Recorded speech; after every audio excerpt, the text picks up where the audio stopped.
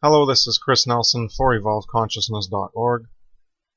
This is the second part of the causality presentation. The first one was on consciousness and causality. This one will deal with the unit of consciousness as a whole and how it works in causality with reality.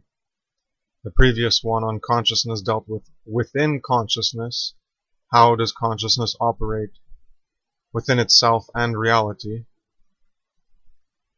in terms of thought, emotion, and action, in terms of the trivium method of learning about reality and discerning truth. This one is more as a whole consciousness and how it affects reality and how we all affect in reality and affect each other. Basically how cause and effect works in reality, and more of the general natural law, cause and effect. The actions and behaviors are part of natural moral law of cause and effect, but I'm still not getting into the specifics of how that moral law of behavior works.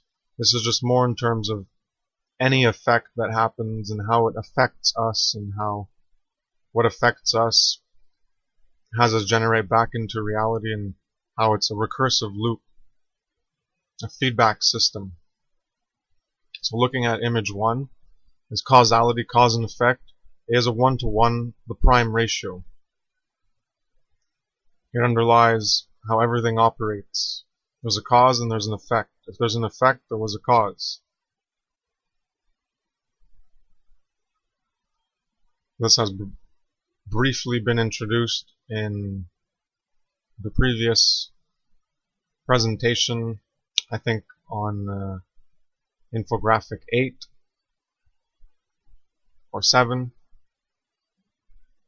I think it was 7. Oh no, I think it was 8. Yeah. So we have cause to effect and effect to cause. It's reciprocal. It's a 1-to-1. There's the 1-to-1 for a cause, there's an effect, so there's a 1-to-1 ratio, but it's also 1-to-1 recursive, and it comes back, and causes generates effect, which generate more causes and effects in other places, and then that affects other places to generate more causes and more effects.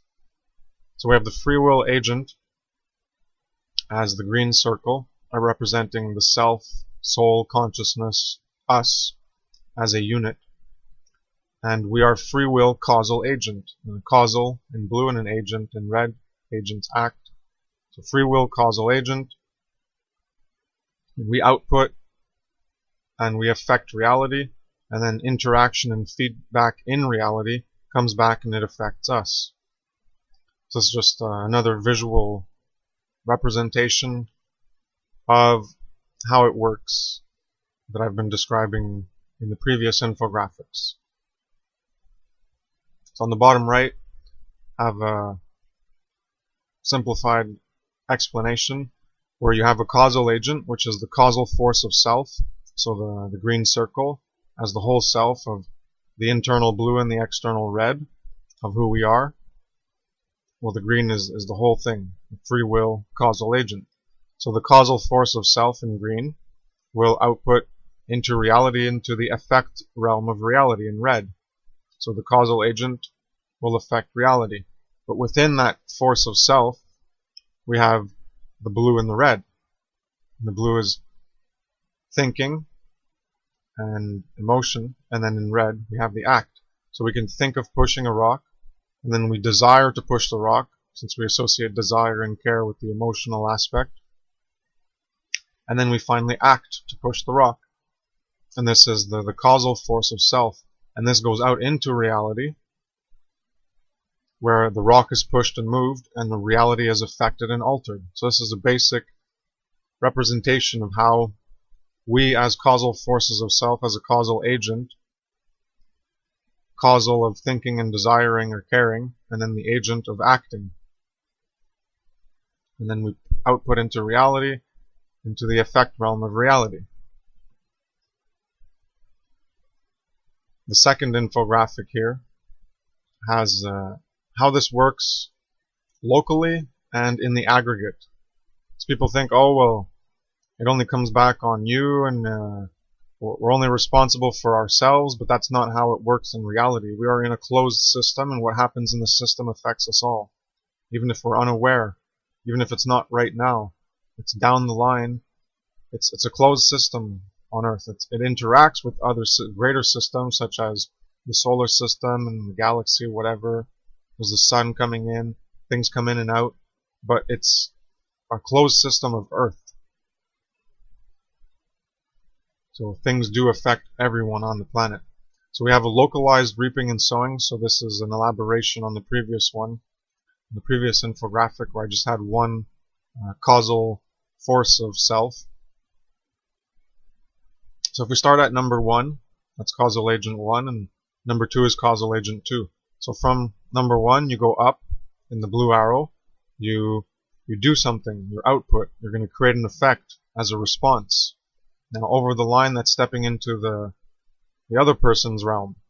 So for them, that's a stimulus. Your response becomes a stimulus for the other person. And that's the red arrow going in. But the blue to the red is created by the first person.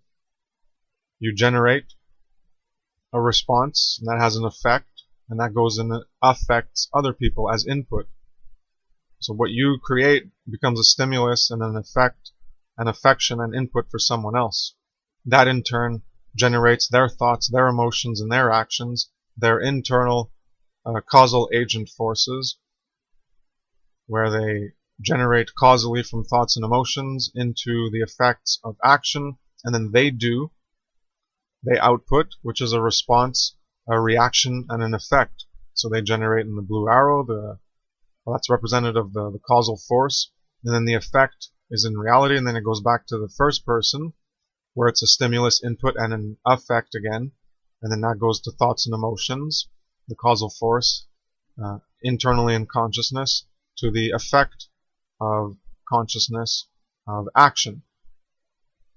And then we respond in turn and react, and it goes round and round and round, and this is how it works in the whole planet. Even in non-causal agents, there are forces at play, such as weather and things that are affected by environmental conditions of cause and effect. So not in a behavioral sphere, but just in the pure natural law, cause and effect, universal. It has nothing to do with human behavior. Although human behavior can create effects and changes in the environment that will then affect weather. But that's not what I'm talking about. I'm just talking about how there's other forces that we can interact with, that can affect us, and we can affect them. So it's not just causal agents from 1 to 2 and 2 to 1, or 1 to and 2 to 3 and 3 to 1. And it's a multiple pathways. There's multiple forces and agents of effect. It's once you think about this globally, in 7 billion people in the whole planet and all the forces at work, it's a very, very, very complex system. So that was localized reaping and sowing, where you have one person to one person, where you can see the effects. But in the aggregate, reaping and sowing, we don't always see what is being done, what we are doing to others, and what we are doing to ourselves in the long run. How long has it taken for us to reach this point based on previous devolved consciousness, exploitation, and domination of the planet, and pollution, and alleged progress, to reach the point where we're realizing we're poisoning ourselves, cancer's high, autism, there's all these problems because we poison our environment and think it won't affect us because we're ignorant, degenerate, low base consciousness, cowardly retards. Oh yes, make no mistake, it is being retarded. It is being very slow on the uptake of the reciprocal feedback in reality. But it could also be generated that way because there is the whole aspect of population reduction and controlling people. So how better to do that than have people kill themselves? by polluting themselves, by polluting their environment, make themselves sick, and then generate the whole healthcare system that seeks to treat symptoms and not deal with the root causal factors. So we're going to keep polluting our environment, but we're not going to fix anything. So we're just going to keep getting sicker and sicker and sicker until we destroy ourselves or destroy the planet. It's just a complete mass psychosis, idiocy, retarded, degenerate, stupidity. That's the human race. We're completely self-absorbed and conceited with ourselves and our pleasure trap, attachment, and the comfort we can derive from our standard of living. So whatever we can get from the planet and from others, or we just take it. So the aggregate reaping and sowing is everyone sowing, 7 billion people sowing on the planet, and we're all going to reap it together in the end. So there's individual localized reaping and sowing between individuals where you live in your geographic location, in your geographic zone of comfort. Then other people have a geographic zone of less comfort and more hell created by your exploitation and the globalization, the democratization, and the plan for a global empire that you support through your way of living in ignorance, not understanding evil and morality and authority and slavery. So we got aggregate. In the end, there's going to be an aggregate reaping and sowing because we're all in one system, planet Earth. So all these effects, the causes and the effects, the reciprocity, eventually we're always reaping it globally anyways in terms of weather patterns and other forces and geopolitics. There's causes and effects happening all over the place. But eventually, in terms of the planet, there can be a reaping, a global reaping, where other forces such as weather or earthquakes or whatever happens could happen, where we're all going to be affected and it's all going to be a shithole. If the water level rises, well, everyone on the planet's going to be affected by that. So it's not an individual sowing, so it's only the polluters of the planet, they're going to get the reaping. No, it doesn't work in some blind, impersonal karma, force, idea conception, speculation that comes from ritualized Eastern conceptions of why there's evil in the world and trying to make sense of things, and again, psychology and questions and answers and trying to find answers and inventing them. Trying to make sense of things. So there's these false conceptions regarding karma, and it doesn't work that way. It doesn't work in a next life. There is no next life. That's all speculation. It's all invented imagination and fantasy to try to provide answers to those daunting, dark, discomfort, uncomfortable, insecure questions that have us in the fear of the unknown, and that is death. So you invent concepts like afterlife somewhere else and heaven somewhere else, and you get to be rebirthed and reincarnated and recycled, yada yada yada. But the real karma is as I'm describing here. Is things are going to happen globally. Why are they happening to us? Well, it's based on, quote, past lives. Yes, the past lives of people who have lived before us, who have been degenerate low consciousness just as we all are. But some of us are elevating ourselves, we're evolving consciousness, we're choosing to live by higher consciousness, a truer consciousness, a more evolved consciousness. And we're trying to get away from that degenerate low base consciousness that has created the situation we are in. So it's all the past lives, all our ancestors led to us being where we are. Everyone who did a murder to survive, or did evil things, who knows what happened, all the good and the evil led us to where we are now. And it can't be undone. Everything has been the way it is, and we can look back and see this didn't need to be done. But you can't change it now, we can only change it into the future. You can't change it in the past now. You can't retroactively go back and change things. You can only change into the future based on now and what we know about the past. So we can not be stupid idiots like our ancestors, and we can actually do things more properly. But the reason we're in the situation we're in is because of the coward ancestors and the cowardly ignorant ancestors and all the past lives before us. The past life and all that, it's right now. People living right now are part of our past life, and we're the past lives of the people who are going to be born in the future. If you want to look at it conceptually, of the all source one, well, it creates everything in this speculative conception. It creates everything, and then from what's created, there's emergent phenomenon from the complexity of arrangements and components, to which you eventually get biological life, and then you get organic life of animals that can express consciousness through thoughts, emotions, and actions. And each thing is each being, each animal is living and dying for thousands of years, and that's all past lives of that one source conception. So that's how we're all that one thing, and we're all reincarnating, quote, reincarnating, and quote, rebirthing, and quote, recycling in that speculative conception. That's how it would be working.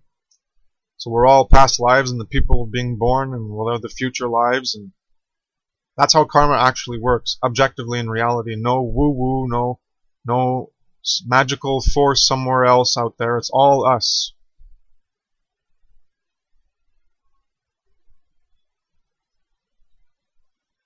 So the reason we are reaping what we are reaping now in terms of health and the planet and the geopolitics is all because of people that exist now, and because of everyone that existed before us that led to us being in the situation we are right now.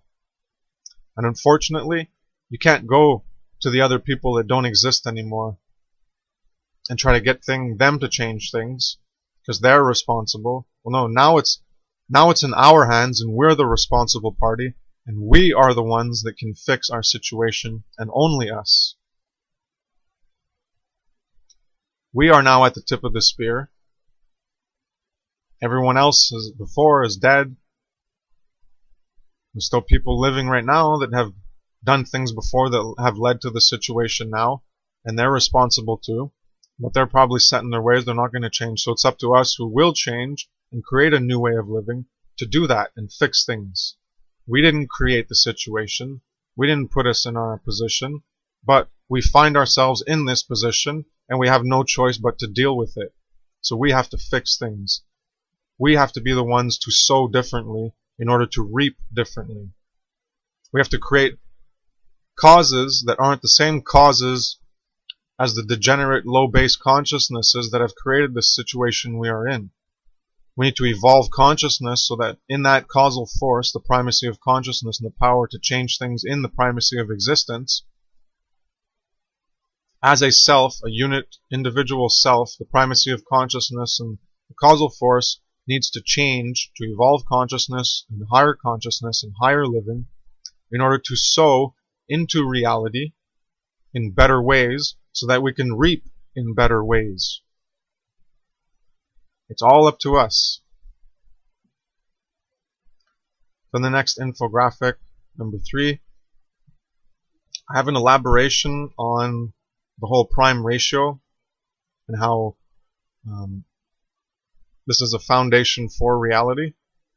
So we have cause and the why, and that's the foundation, the principle first, the quote first cause.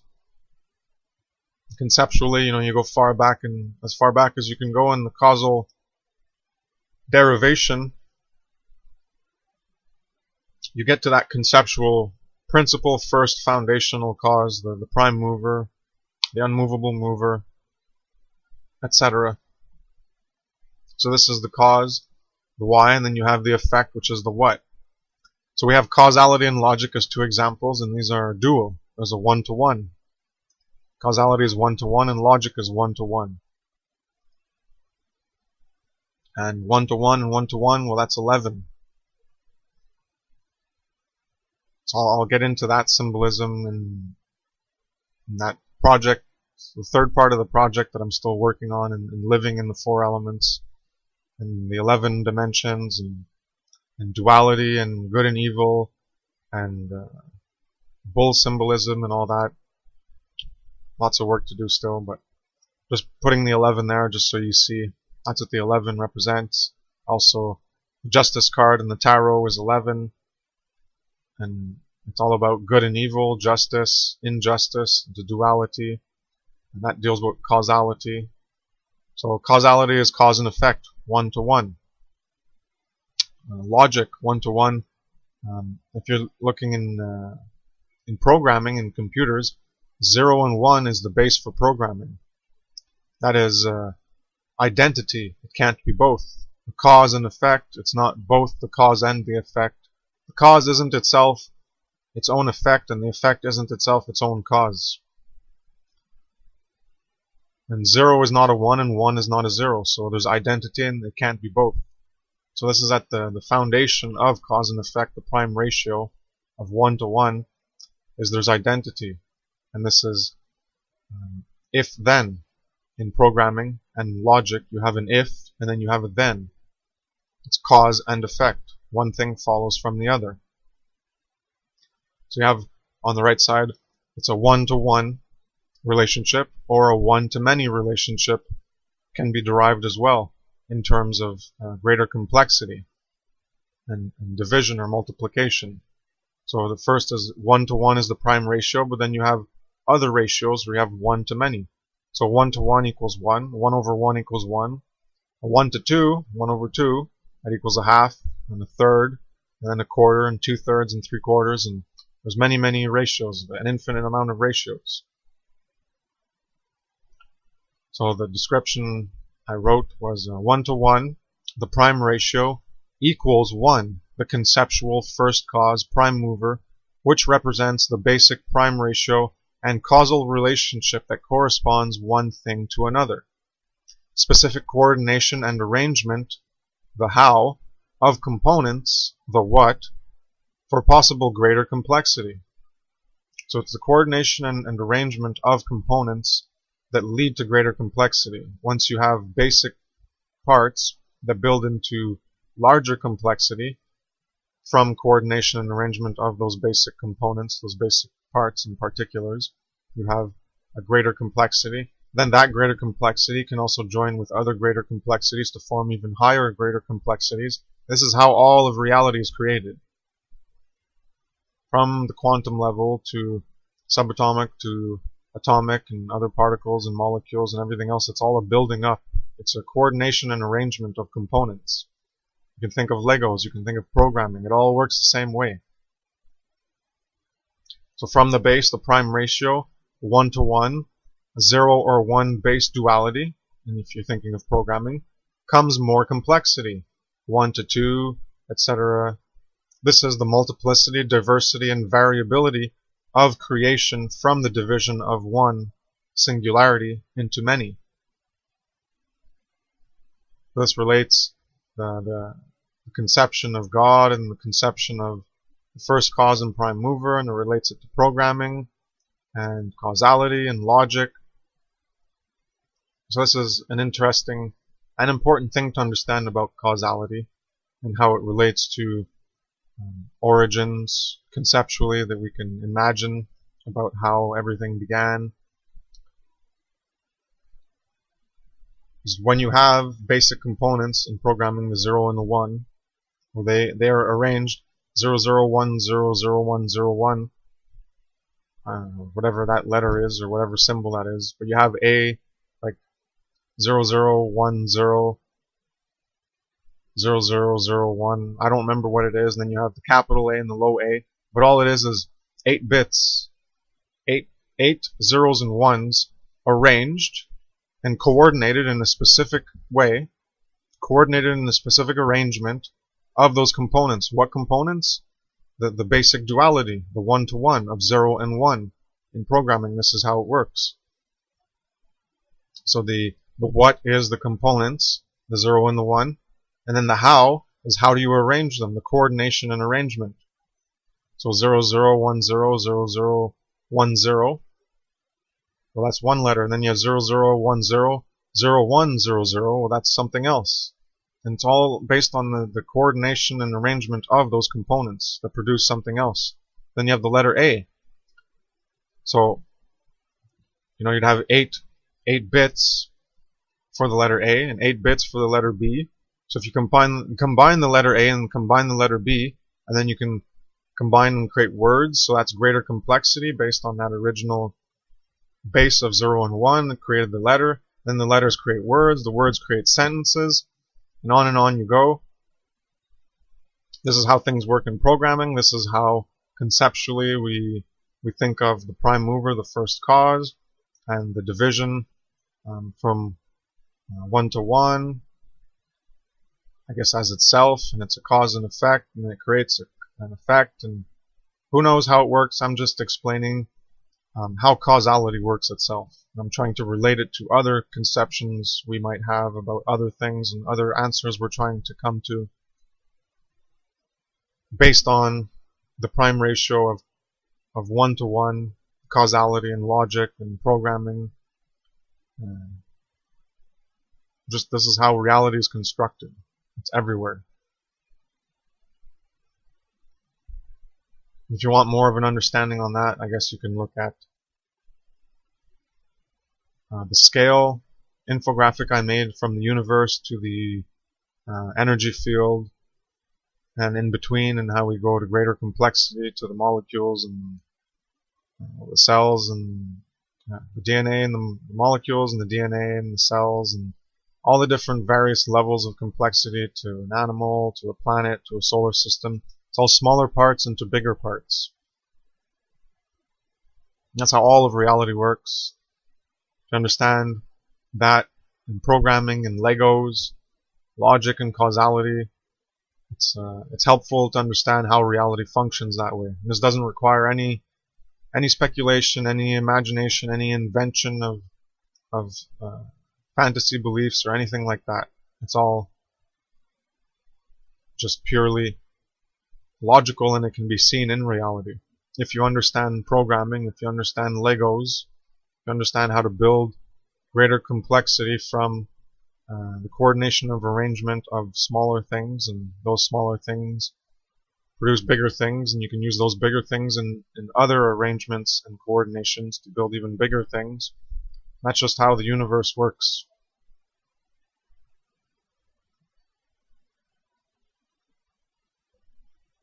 Next image is number 4.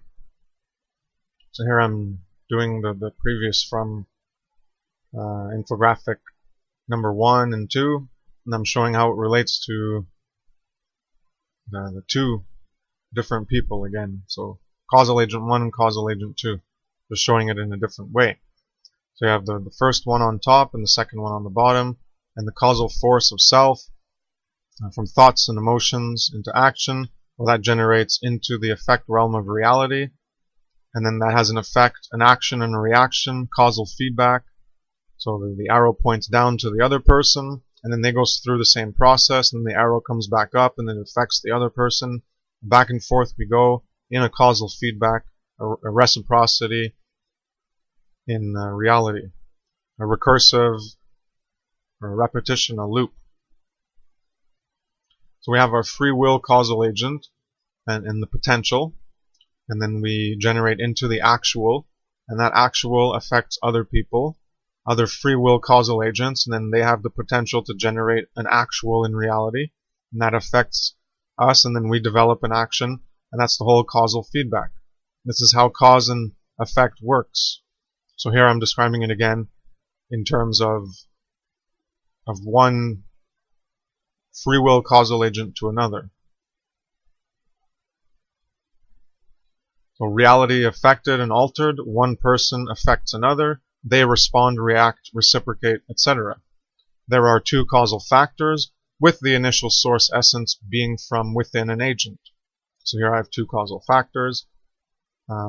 One is within an agent as thought and emotion, and then there's the agent themselves as a causal factor to influence the other person. The secondary causal factor is the effect generated by the first causal factor within an agent. So the first one is thought and emotion. That's the first causal factor. And then the secondary causal factor is the effect generated by the first causal factor within the agent. So within the agent, the first causal factor is thought and emotion. And then the second one is the action. So as a whole, the thought and emotion and action represents the secondary causal factor, which is the causal force of self itself, which acts as an influence in reality to influence other causal agents. And then they themselves, before they represent a causal force themselves in response, well, first they have to go through their own internal causal factors of thought and emotion, and then produce that action, and then as a whole, force of self, that's a causal force in reality that affects other people. So there's two causal aspects. There's the one from blue, and thought and emotion, to red, and then when we unify the thought, emotion, and action, well, then we get the green part of the causal force of self. So just to explain cause and effect, and how there's two of them. There's the one internally, and the one we generate ourselves. The effects we generate are themselves a causal factor for other people as a stimulus. And if you look at the infographic number 2, that's why there was the blue arrow coming out from the green, because in the green circle of the self, you had thought and emotion and action, the triangle, the trinity of consciousness. That was the first cause within, and then you generate another cause without in terms of other people. It's a causal force for them to affect them. So, not sure if this is understandable to people, but you have to really think, contemplate, and reflect on cause and effect and how it actually works. Because when you generate into reality, yes, it's an effect, an action, an event that has an effect on other people. But that's the whole point. When there's an effect on someone else, that is a causal stimulus in order to get them to do something else. Because if there wasn't that causal effect that affected them, well, then they wouldn't even respond. So the response that they engage in, the second person, is completely dependent upon the stimulus and input they received. If that first causal force of self did not produce an effect in reality, then you would not be stimulated by it in order to produce your own effect in reality. So that's why there's the one from internal, and then there's the external one from free will causal agents themselves acting as causal forces for other people. So we have the internal causal force and the external causal force. So to continue reading at the bottom here, the effect will affect another causal agent that can generate another cause related to the first. The source of the first cause is internal, that generates an action in the external.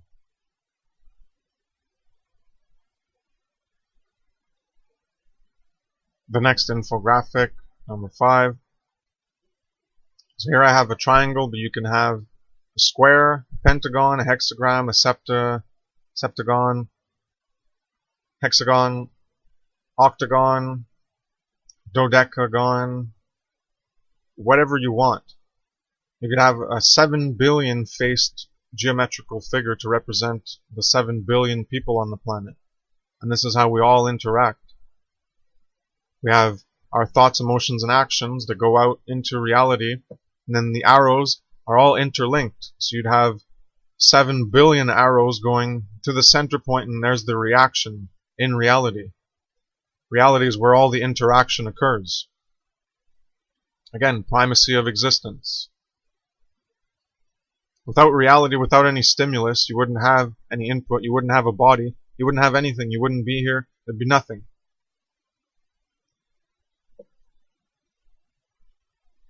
On the right, another little demonstration of how it works visually. Just trying to describe it in different ways so people can understand. So you have your cause to effect, your thought and emotion to action, and that's where you have a choice. As a self, you have a choice to do that. You output, and you have a choice to output. So you're outputting in reality, that produces an effect and has an affect to other causal agents which themselves are in green and they're their own consciousness and self, and then they go through the same process of that stimulus affecting them, and then they go from cause and thought and emotion to the effect and action, and then they produce an effect, and it has an effect, an output in reality, and then that effect and affect will then influence us, and we don't have a choice because it's happening in reality. We can't just stick our head in the sand and pretend it's not happening. So when we output, we have a choice, and when we input, there is no choice. This is what I've been getting at as what I explained in previous infographics in the first part.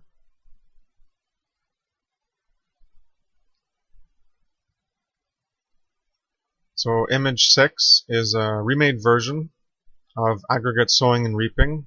We're all in this together. Our actions affect others, and their actions affect us. As one suffers, we all suffer. As we and others sow, so shall we and others reap. So just as I've been describing in infographic number 2, aggregate reaping and sowing, well, this is how it works in a more visual sense. So as I said, this is other work I've done previously, last year. I'm just including it for reference, to put all my work together in order to have you understand how cause and effect, sowing and reaping works in reality. So it's just another visual representation. So in the individual, in the consciousness, as a causal agent, we are a sower. So the sowing is the cause and the reaping is the effect. But as a sower, we do the sowing. So that's why we're in green as a sower, as an individual consciousness. We're a causal, causes, thoughts and emotions, and the agent, the action. And we're sowing the causes and reaping the effects. So we have effects that are output, where reality is affected, and we have effects that are input, where reality is affecting us. And that's how, as an individual, we reap and we sow. But in the world, in existence, in collective co-creation, that is the reaper. The world is the reaper. That's what's doing the reaping on us. We all do it to ourselves, but it's coming from the realm of reality. As I showed in the previous infographic with the triangle, we're all inputting into reality, and the place where all those, the dual directional arrows, well, that's all in reality, and it's all feeding back and reciprocating and influencing stimulus and input and output.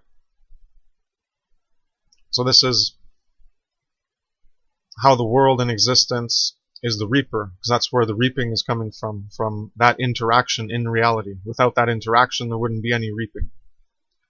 So these are the darker red circles going around and round and round.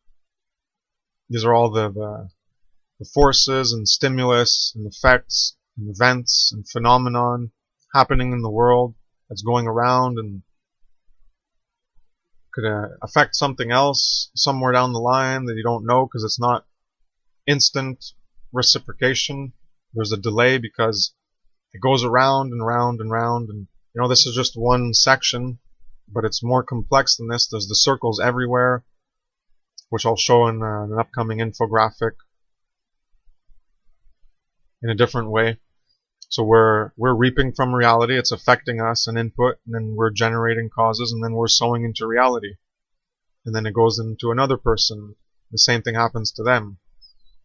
And this is like 7 billion of these free will causal agents of natural moral law, and then there's other free will causal agents, other animals, and there's less interaction with them.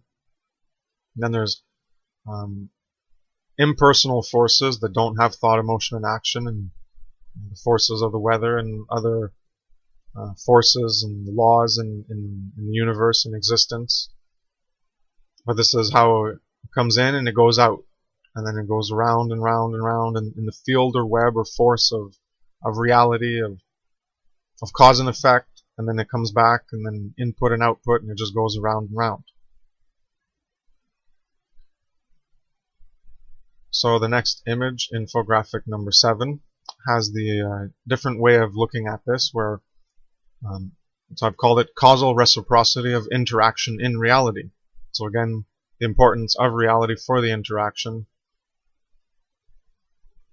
So this is a 3D view where we have that natural law, cause and effect, field, force, or web of behavior, actions, and deeds as an interaction with the forces, events, phenomena, etc. at play in the pattern or fabric of reality.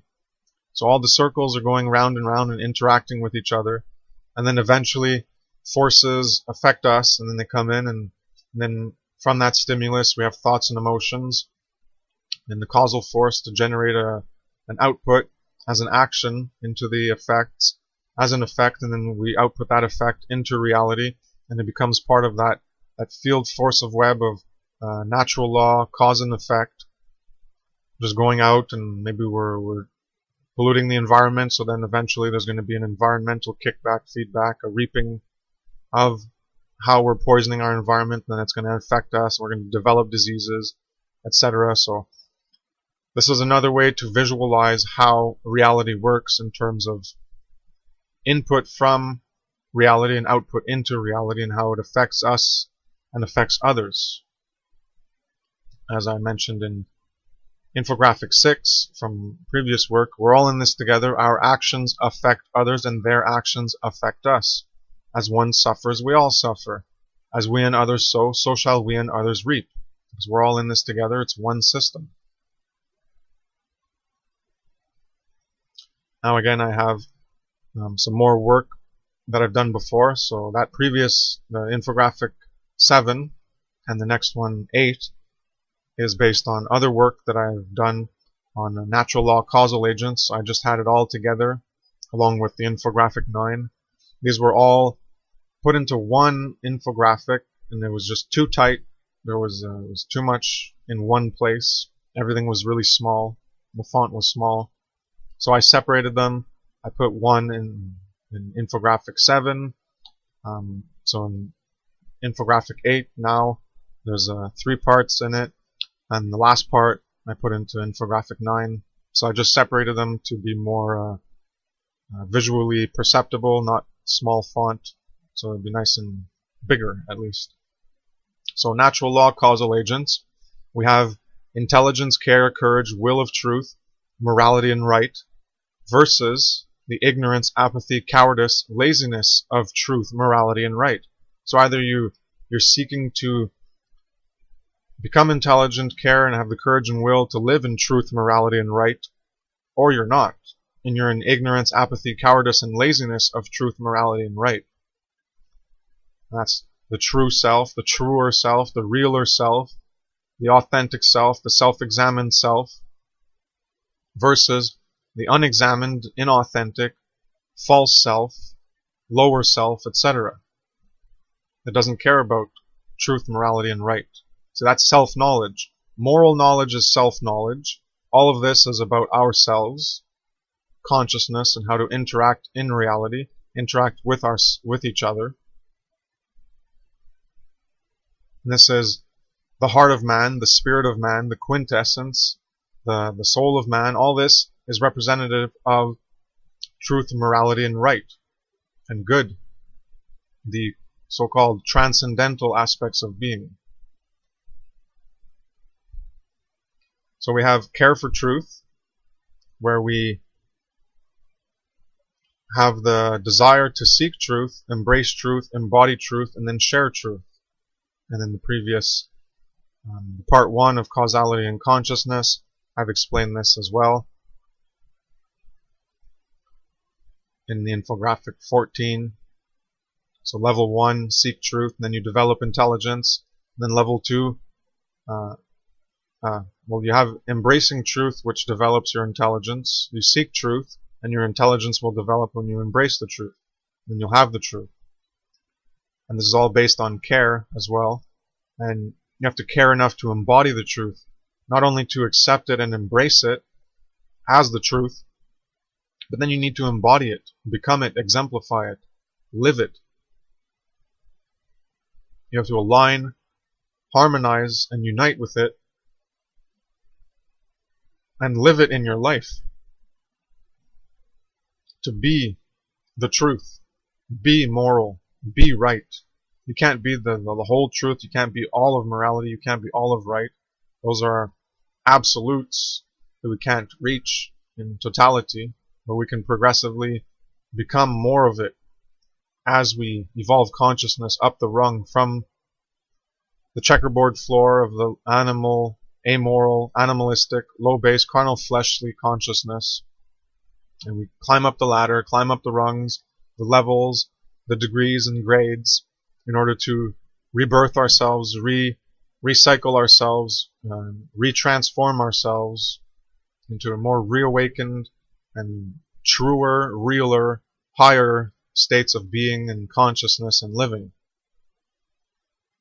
So after we embody the truth, then we have to have the courage and will to share the truth. So we're reaping from reality, and then we're going to sow back into reality.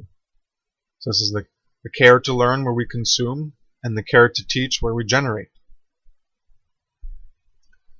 So at the bottom, we have the opposite, where it's ignorance and apathy for truth. This is just the cycle, the hamster wheel. I have an infographic on that as well. You can go look at. So we just live, survive, procreate, enjoy life, and then we die. That's what everyone keeps doing. Live, survive, procreate, enjoy life, and die. So you got to enjoy life. Got to have fun. Follow your bliss. Follow your adventure. Yada, yada, yada. If you want more on that aspect of the pleasure trap and enjoying life, I have the article on the pleasure trap, and I have 2 short posts on pleasure gratification life mottos. And all this bullshit of focusing on yourself and the selfishness and the comfort and the pleasure. And that's what everyone's in. No one's devoting their lives as much as they can to truth, morality, and right, to develop true intelligence, true care, true courage, and true will, in order to actualize, realize, and individuate ourselves as a truer self, a realer self, a more authentic self, a more examined self, a higher self, living in higher consciousness and truer consciousness. Why is all this truer? Well, it's because we're reaching more levels of truth and we're aligning ourselves. We're seeking the truth, embracing the truth, embodying the truth in greater levels. And then we can share that truth with others for other people to do the same work on themselves. This is the whole point of the great work. This is the whole point of alchemy. This is the whole point of all ancient wisdom that's been encoded through exoteric stories and narratives, metaphors, similes, allegories, analogies, and symbolism about alleged heaven and hell, about alleged God and devil, about alleged afterlife and rebirth and reincarnation, and all these religions and all these rituals they developed for the attainment of the afterlife and the attainment of rebirth, or getting out of the cycle, ascending, going to the 5th dimension, reunifying with the source, and all these speculative conceptions to try to make sense of things and provide answers for things we don't have answers to, in order to give us some comfort, some security, alleviating the doubt and removing the fear of the unknown, etc., which I keep talking about. So this is the hamster wheel. We live, you work to survive, you procreate so that the human species and an aspect of yourself can go on into the future, and then you focus on enjoying your life. That's what everyone does. They're not focusing on learning about truth and morality and right, evolving consciousness to true intelligence, true care, true courage, true will, as a truer self, more authentic self, more examined self, higher self, realer self. They're not doing that. Because once you manage to take care of your survival and you have a 9-to-5 job and you have your kids, you procreated, well then what's the rest of your life going towards? Enjoying life. Then you focus on your vacations, your weekends. You go out of country. You escape from your life. You play golf, whatever, sports. You watch TV. You watch sports. It's all bullshit enjoyment. So yeah, if everything was fine, then we'd only have a bit of learning and a bit of maintenance of everything being fine, and we could go just enjoy life and do things. But we're not in that position. We have a lot of work to do. There's a lot of shit that needs to be corrected, but we're not doing it because everyone's still focused on, oh, well, everything's fine. I don't have to learn more. I don't have to seek truth and morality and what's right and good, because I'm already right and good. I'm already a moral being. I have an infographic on that, on the insulated bubble of reality, the bubble of denial. People say, well, I'm good. Why? Because I don't do immoral things. Well, why don't you do immoral things? Because I'm good. So no matter what you tell them about their actions, people will deny that they're doing immorality. They can't admit they're wrong. As far as they're concerned, they're right. They're doing good. If they were to admit that their action was wrong, that they would have to admit that they are wrong. If they have to admit that their actions are immoral, they have to admit that they are immoral. Because you are your actions. No matter what people try to say, you know, Melanie Joy and other people who pretend they understand some aspects of psychology, but not deeper aspects of truth in psychology. People want to say, oh, you're not your actions. This is a pure psychological manipulation. Pure and simple. You are your actions. Actions speak louder than words. Ye shall know them by their actions, the fruits of your actions. So your actions are important. And when you look at your actions as part of who you are, people don't want to face the reality of their actions because that's showing them the reality of who they're choosing to be right now. And if you want, you can stop engaging in immoral actions and you will stop being immoral in that specific capacity and you'll be more moral. And people don't want to accept this. There's a lot of negative ego attachment to falsity going around that has you in a negative ego modality because you're attached to falsity and you're using that falsity as an aspect to form a basis of your ego personality identity construct. So until you let go of attachment to the falsity, you'll never be able to heal your ego personality identity construct from a negative false self to a truer self as a healed ego personality identity construct. So on the top right, just a more recreated version. So instead of intelligence, care, courage, and will for reaping and sowing, well, now it's ignorance, apathy, cowardice, and laziness coupled with the hamster wheel circle of life of live, survive, procreate, enjoy, and die. Because that's what most people are doing. The ignorance and apathy for truth is translated into the ignorance and apathy and the cowardice and laziness of truth, of living in it, of choosing not to live in it. This is where we live, survive, procreate, enjoy life, and then die. And then the people we've procreated, the new selves that are created, well, they just do the same thing. And on in each generation, and the past lives have been doing the same thing. And they create the condition we're in, and it keeps degenerating and degenerating because people live in the false appearances and mask of evil as good. So they think everything's good, but it's not. They think everything's moral, but it's not. They think everything's right, but it's not. Things are so messed up. That's the problem with the appearances and the illusions, is we're not seeing the substance of reality. We're not piercing through the veil of those physical things and the comfort and the pleasure we have. The appearances of good through the comfort and the pleasure. We're not piercing through those false veils of reality in order to look at reality objectively and see, oh, well, those are just masks and veils and appearances over the substance of how corrupted and degenerate we are, of how we're in ignorance and apathy, cowardice, and laziness of truth, morality, and right.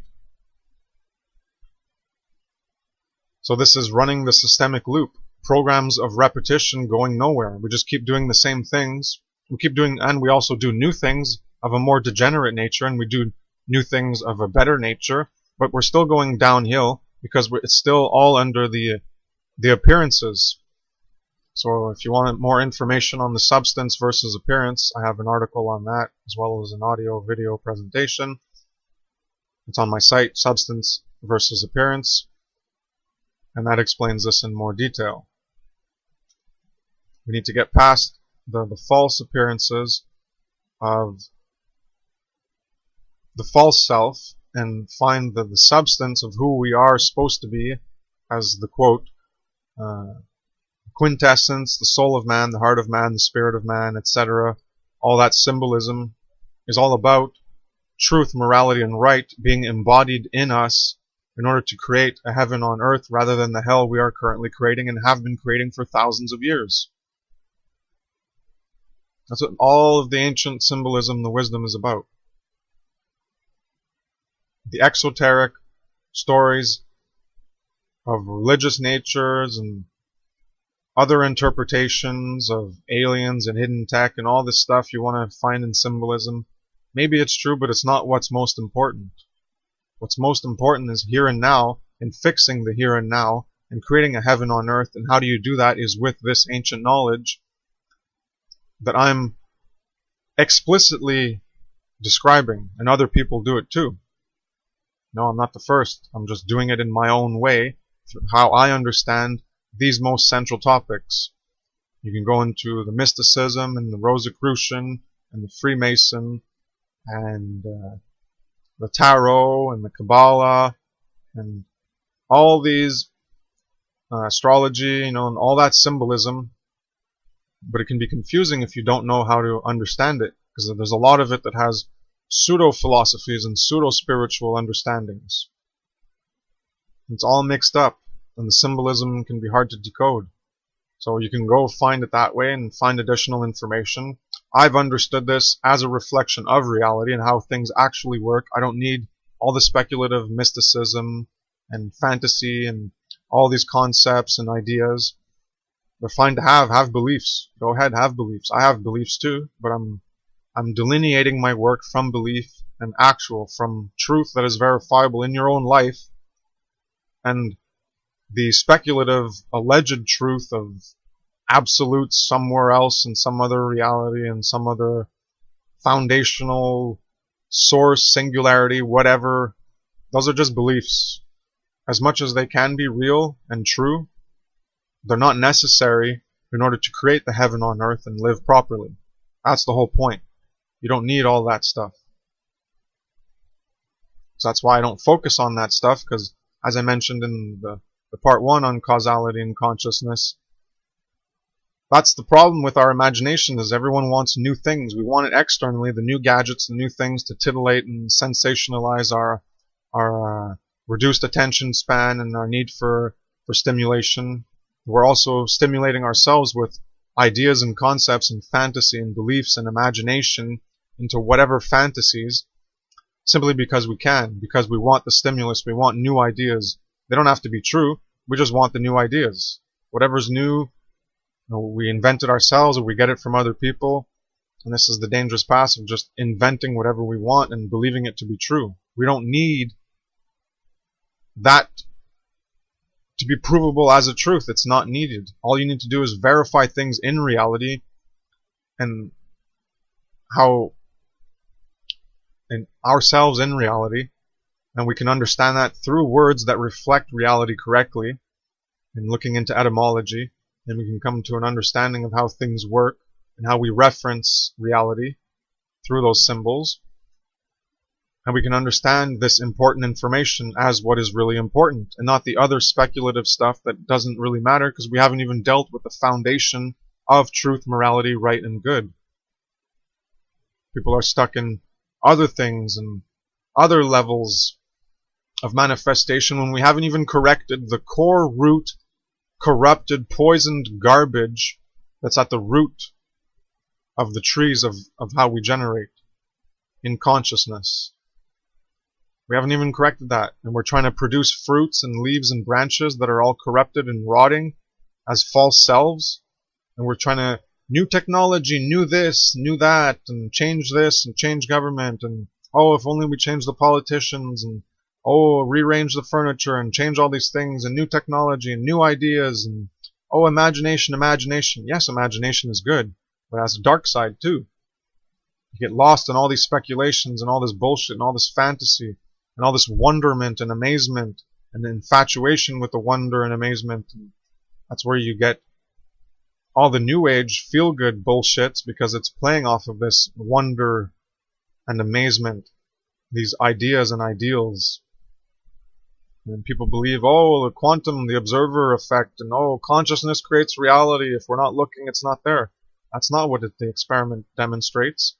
That's what you want to believe, because in your imagination, or someone else's imagination that fed you the idea, you wanted to believe it and you accepted it because it makes you feel good about your position in the universe, your self-image, your worldview, and everything's just so great now that you believe that fantasy. You feel so powerful. You create reality. Alright, so let's go to the next infographic, number 9. So again, I've said this is, if you've followed my work, you've seen this before. This is just the downward direction or the upward direction we're going in. Natural law, cause and effect. 2 parts to it. The left hand, isfet, eris, chaos, the control, confusion, cowardice, apathy, ignorance, and fear. Or the right hand of God, ma'at, Isis, order, freedom, clarity, courage, care, truth, and love. We have an overall downward direction. We're all in this together, one spaceship, planet Earth. And when we have a critical mass harmonized with natural moral law, then we'll have the upward direction change. So again, we have the little, the bubbles, the triangle of the self, and then we have the input and the output of effects in red, and then inside, internally of ourselves, we have the causal force in blue. So you have the ignorance, apathy, cowardice, and laziness of a darker green self, because that's a false self, and then you have the intelligence, care, courage, and will in harmonizing with natural moral law, and you're trying to output a blue arrow to try to change the direction towards the truth that is blue versus the falsity in red. And then you also have the people in the hamster wheel, they're just riding along the wave. They're just bouncing along, just riding the wave, enjoying the ride. They're not doing anything to change it. They're inputting the current status quo, which keeps the status quo, which is continuing perpetuation of falsity and evil and all those things. Then you have people on the bottom, and knowledge, they have the knowledge, but they have dark care and they have dark will to actively create wrong. So the person in the hamster wheel is passively creating wrong or passively creating right. They're just going along to get along. But the person in dark care is actively creating evil. So they're actively creating a dark red arrow versus the ignorant hamster wheel riding along people. Well, they're just perpetuating the same condition that already exists. So they keep inputting red as well, the falsity, but they're not as dark. And then the people with intelligence care, well, they're inputting blue. They're trying to change it towards the truth and change the direction. So when we have a critical mass harmonized with natural moral law, then we'll be able to input, everyone will be inputting blue, and we're going to be able to climb. And there'll still be people who are just riding along in the wave, and they're going to input in a darker blue, not in the brighter blue and the higher light of truth. So they're going to be living more or less in truth, but not in the devotion and the knowledge of natural moral law and intelligence, care, courage, and will to sow properly, to create that upward direction. They're just going to be going along to get along. And so they're still going to be conforming to the status quo of everyone else doing what is right. So they're still going to be creating what is right, but not based on a position of intelligence, care, courage, or will. So if you want more information on the other presentation, you can go look at that. But I pretty much covered it in infographic 7, 8, 9. That has all the 3 aspects in it, pretty much. And the final one here, infographic 10. This deals again with causality and the aspect of loops and recursion. So here I've mentioned in the part 1 presentation on causality in consciousness, how it relates to the Ouroboros and infinity symbol.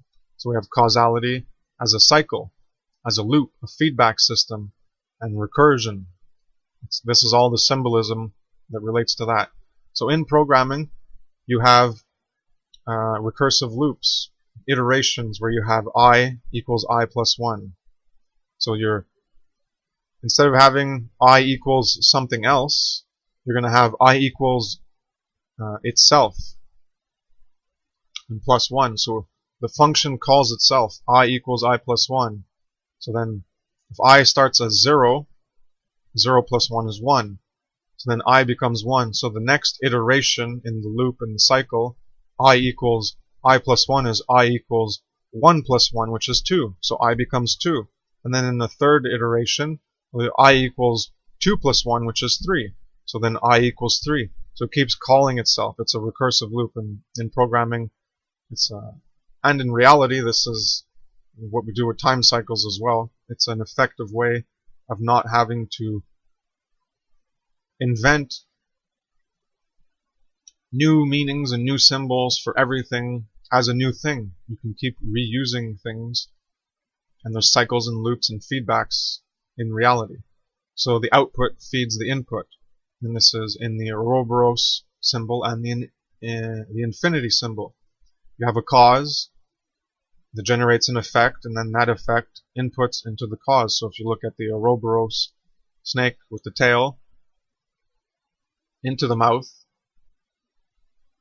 well, the mouth would be the whatever side you want. I'm just going to use it on one side, and the tail of the effect going back into the mouth to generate the body of the effect, and the tail goes back in the mouth, or you can look at it the other way, whatever. It's just it's the symbol for the output feeds the input, which creates more output, feeds more input, and on it goes, just like the circle of life, wheel of life symbolism that I've been describing. And the same thing with the infinity symbol. You have a cause, which generates an effect, and then the midpoint is the separation between the two. Or you could have the cause in one side completely, and to the midpoint, to the effect on the other loop, back to the midpoint, and then that's the cause in the other loop, and then back to the effect again, back to the cause, and one side to the other, one side to the other. But also in terms of the multiple aspects of cause and effect, you have a cause to an effect, which is then a cause for another cause to generate another effect, and that effect is a cause for another cause to generate an effect, and on it goes. So output feeds back as input to be processed again as output for more input. The generator feeds generation, and then the generated feeds the generator to feed more generation. And that's where we consume from reality, and then we generate into reality, as described in the previous presentation. So the cause produces an effect, which generates an effect. That effect is a cause from that effect is a cause because it's an effect from an effect. So that cause will then lead to another cause to generate another effect that generates another effect, which itself is another cause, as an effect from an effect, which will generate, which will have another causal force generate an effect, which is an effect, and on it goes.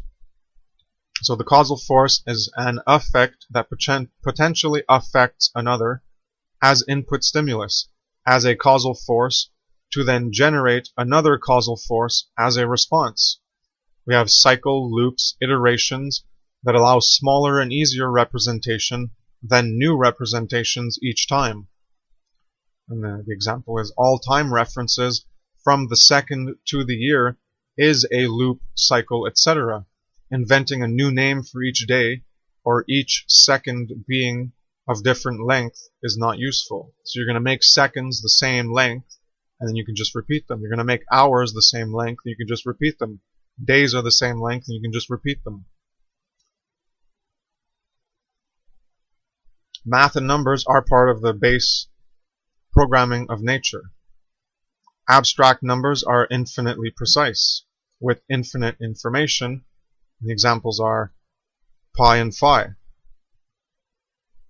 These are infinite information and infinitely precise. They just keep going and going and going into more and more and more precision and more precision and more precision into infinity. Physical measurements are finite, though. You reach a limitation in the physical measurement.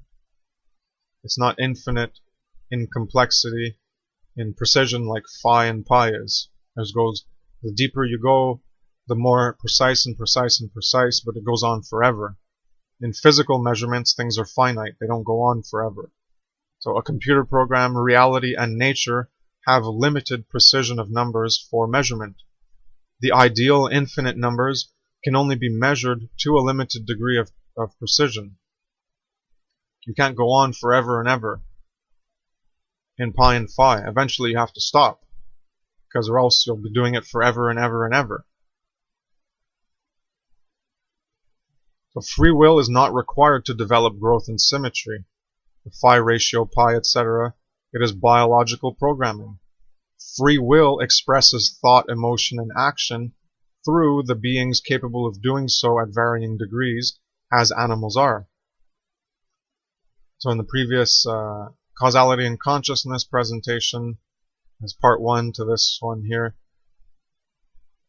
I had mentioned the aspect of nurture and nature, and how free will with consciousness and care can have valuations, cares, and desires, and valence and salience, and judge values of things. Nature does not have that capacity. Nature does not have care. Nature does not have desire. Nature does not have nurture. It comes from free will causal agents. And you can relate that to here, in terms of the finite and the infinite, where the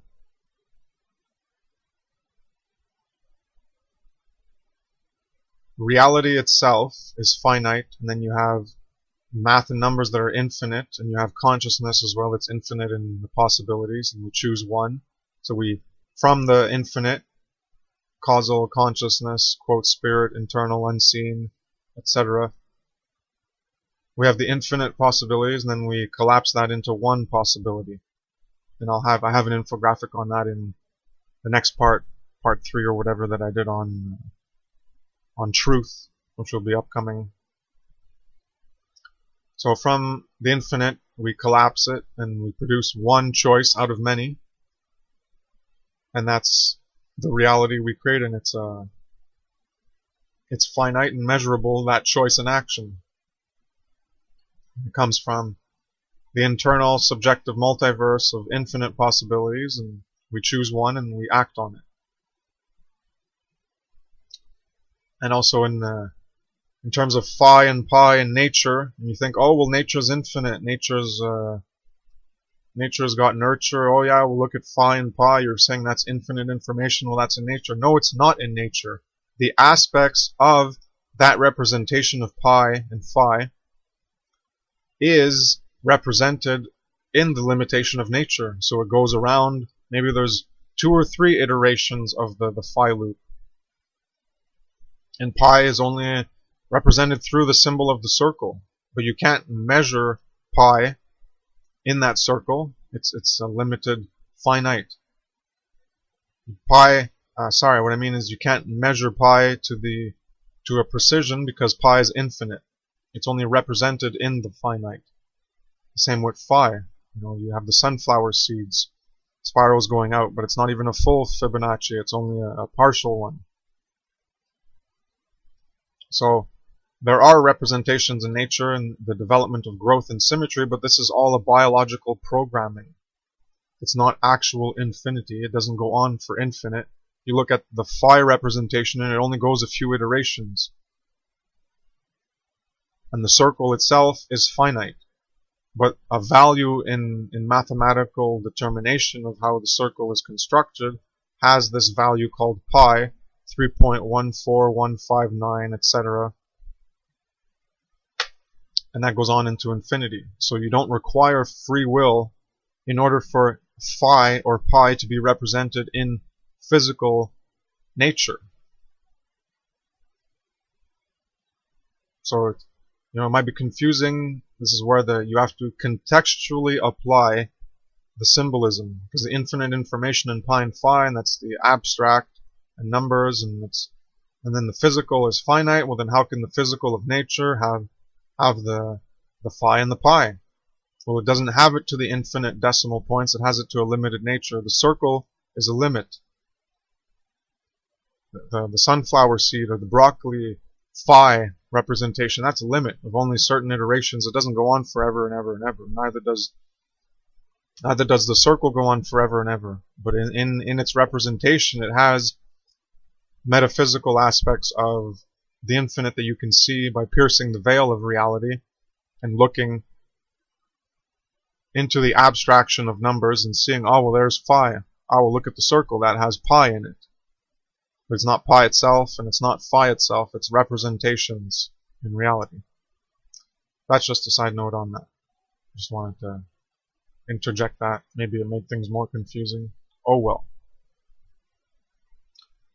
So that's that second part. I guess the next part will be on truth. Representing the work I've done on truth and the frequency of truth and consciousness and understanding reality and the dualistic conceptual framework. I have an additional infographic on that, and then more on truth and the path of truth and speaking truth. So that'll be in the next presentation. So thank you very much for listening. Thank you for your time and attention. Have a nice day. Take care. Peace.